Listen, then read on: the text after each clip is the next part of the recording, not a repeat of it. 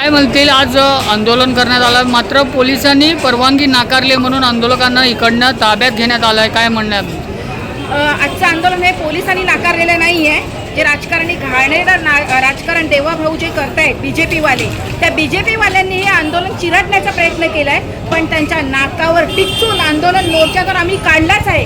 किती जणांना त्यांनी उचलून नेले, काही फरक पडलेला नाही आहे.